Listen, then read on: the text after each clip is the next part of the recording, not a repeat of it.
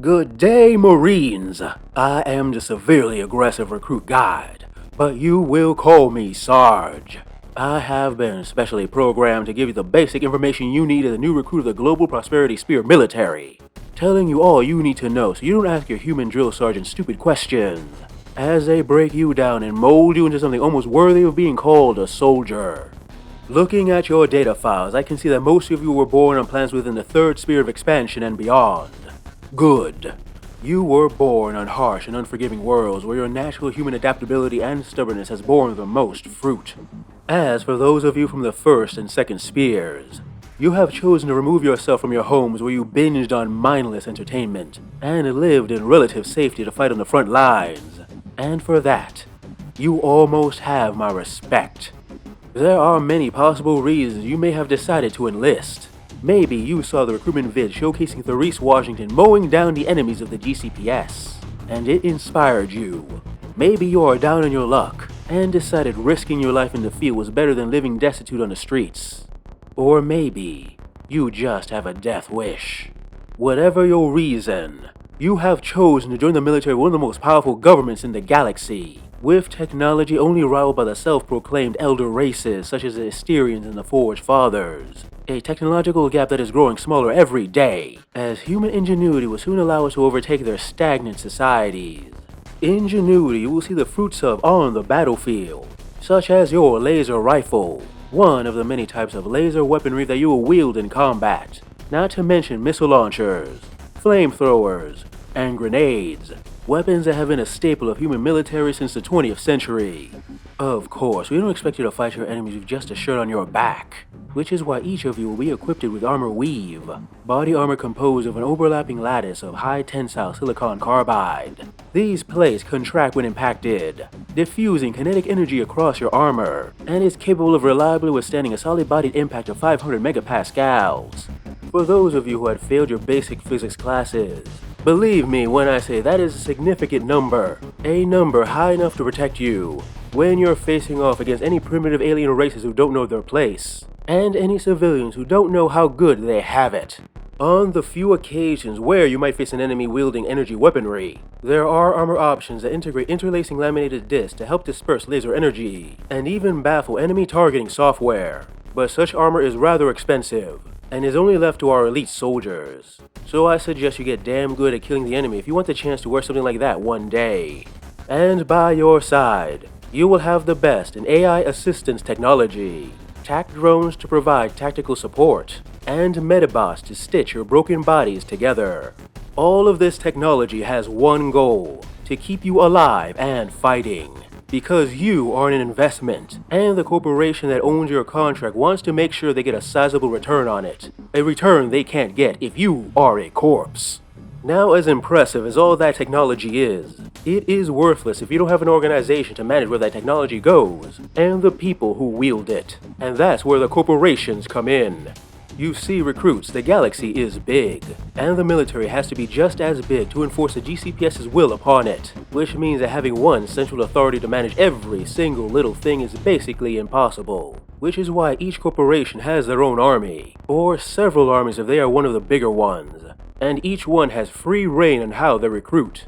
Most, like ours, have voluntary enlistment, with incentives ranging from steady wages, 4 square meals a day, performance bonuses, and if you're really lucky, GCPS citizenship upon discharge.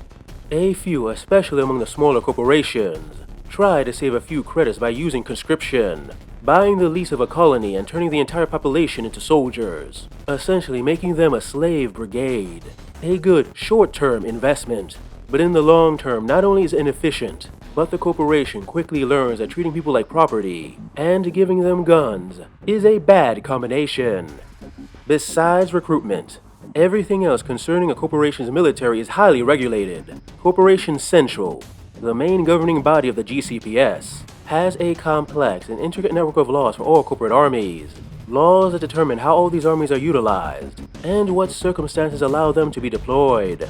But like all facets of GCPS regulation, there are some loopholes within these laws, and some corporations are allowed to structure their militaries in unique ways, reflecting their own corporate culture.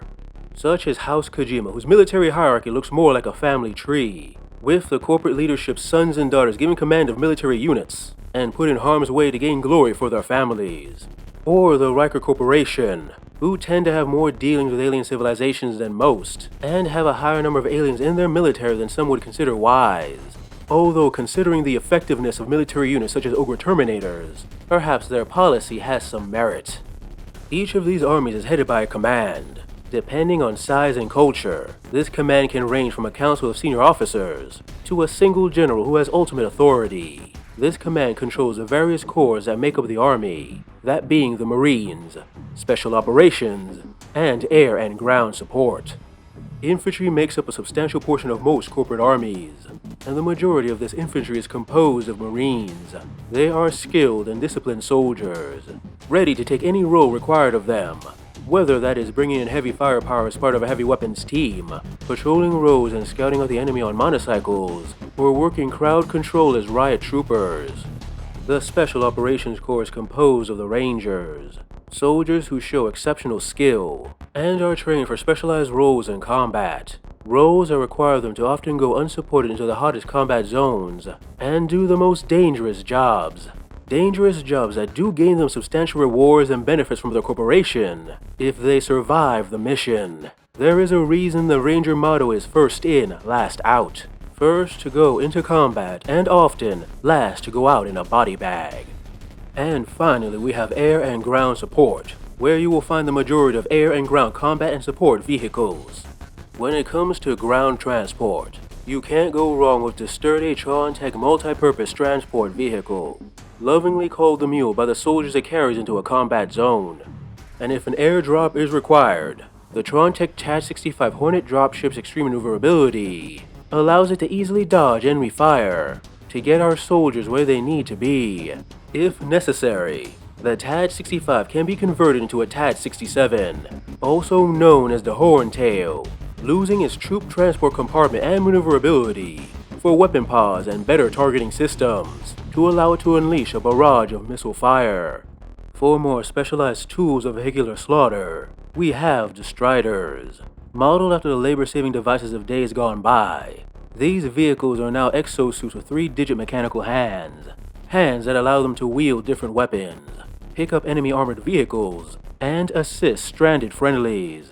And finally we come to the battle tanks, armored fortresses that glide across the battlefield with their anti-grav engines, and wield the most powerful anti-personnel and anti-armor weapons in the GCPS Military. The most well-known of these vehicles, of course, being the Lancer, which many of you have probably seen while watching your entertainment vids.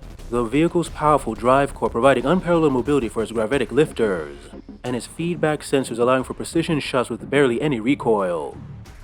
I'm going to be honest with you recruits. Humans aren't the fastest, strongest, or toughest race in the galaxy, but we are the most ambitious and have a deep desire to survive and thrive. A desire that has seen the species grow from one little world to a galaxy-spanning corporate empire. An empire that will need soldiers like you to ensure that humanity maintains its rightful place in it. This informational package is now over, which means it's time for each of you to get down and give me 100 push-ups. And for those of you tempted to not follow my orders because I am an AI, please note the various drones that have appeared behind you. Each is armed with an electric prod to motivate those of you who might be slacking. So get down, start kissing that floor, and get ready for some pain. Congratulations, future Marines. You're in the Army now. Hey guys, this is Arvandus and I hope you enjoyed this video about the GCPS in the Warpath universe. If you liked it, please like, subscribe, comment, press the little bell so the YouTube guys know I exist and hopefully I'm noticed by the sweet, glorious algorithm. If you really like it and you're inclined and you have a little extra cash in your pocket you're willing to spend, please consider sending a little money to my Patreon or my Coffee account.